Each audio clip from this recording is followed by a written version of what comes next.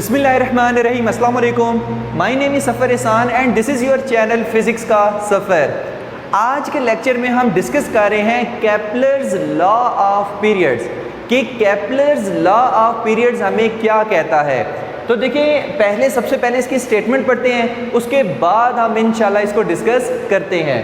The square of time period of a planet, the square of time period of a planet, square of time period of a planet is directly proportional to cube of the mean distance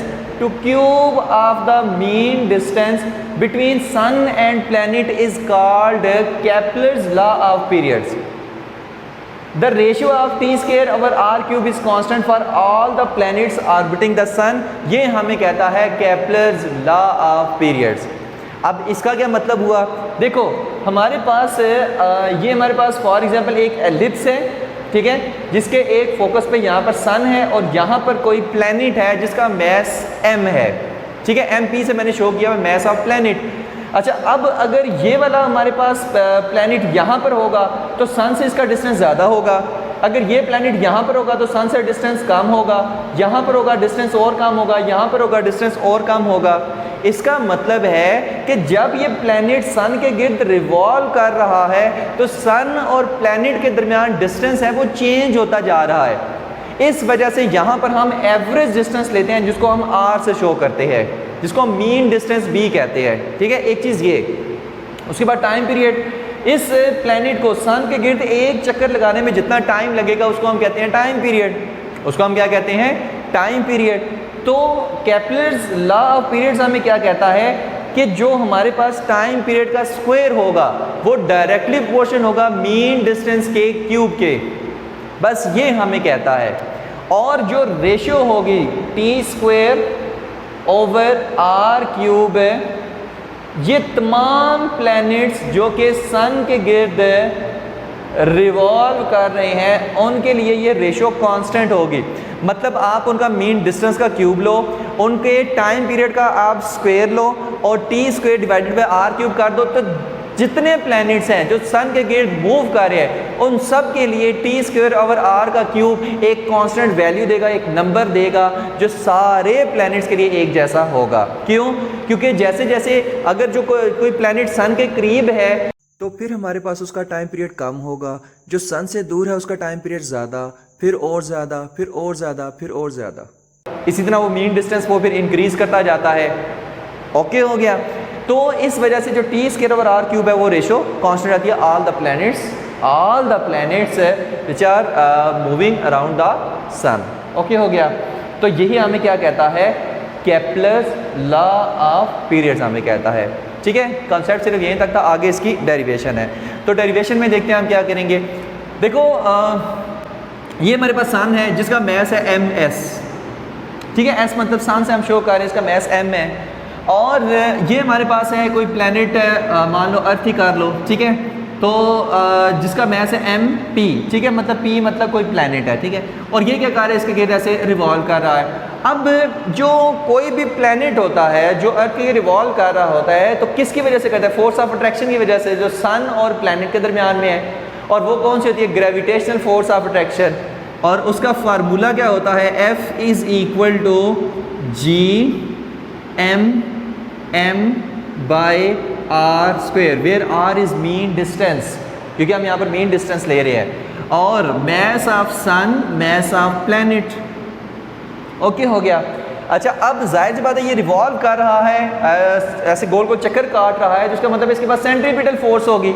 तो वो centripetal force कौन provide कर रहा है, वो centripetal force provide कर रही है ग्रेविटेशनल फोर्स है।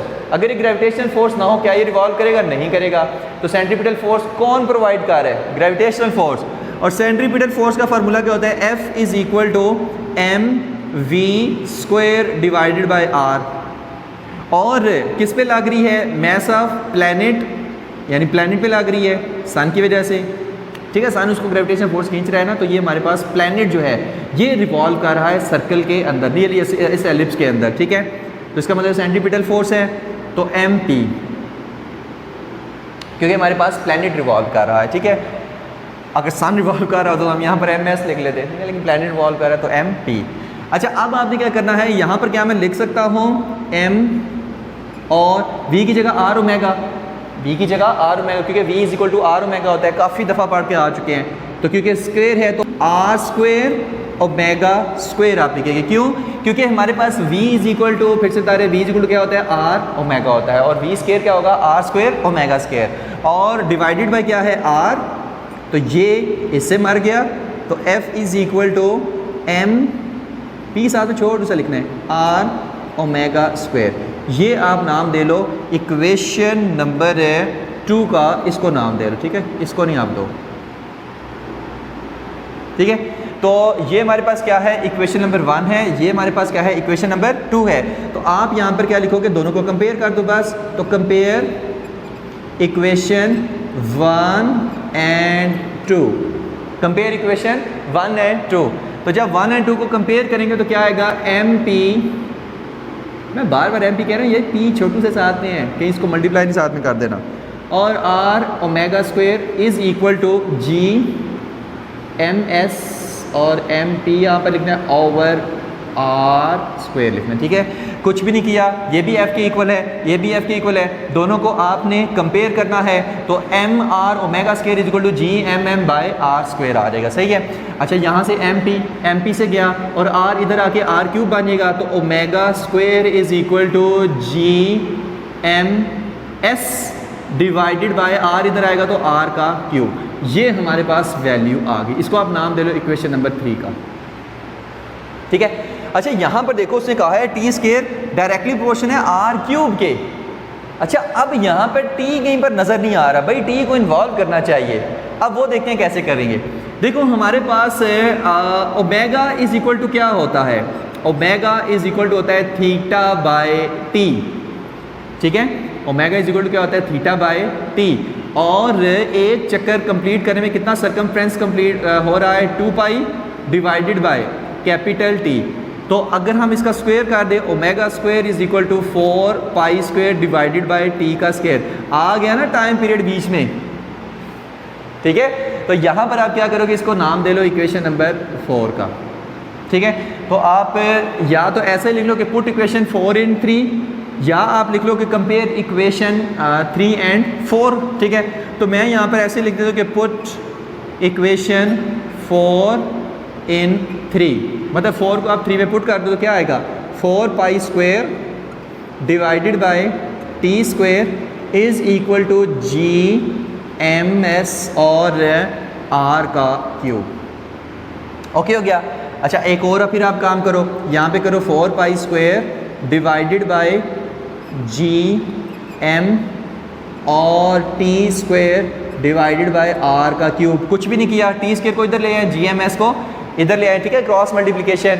और क्या मैं इसको ऐसे लिख सकता हूँ कि T square is equal to 4 pi square divided by G M S, और यहाँ पर लिख दो आर का क्यूब, ठीक है। आर क्यूब इधर आके मल्टीप्लाई हो जाएगा। अच्छा, यहाँ पर मुझे बताओ क्या 4 पाई स्क्वायर का कांस्टेंट है, कांस्टेंट है, क्या जी कांस्टेंट है, कांस्टेंट है, क्या मैस ऑफ सन कांस्टेंट है, कांस्टेंट है। तो फिर हमारे पास क्या मैं लिख सकता हूँ कि टी स्क्वायर जो है वो डायरेक्टली प्रोपोर्शनल है आर क्यूब के, लिख नहीं सकता। तो यही तो हमें केपलर्स लॉ ऑफ पीरियड्स कहता है। तो इसीलिए तो हम कहते हैं कि ये फिर हमारे पास क्या है, हैंस प्रूव्ड।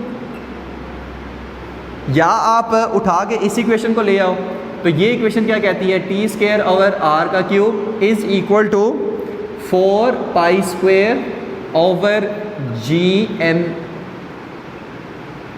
एन और छोटू सा एस साथ मिल गया, मैस ऑफ सन।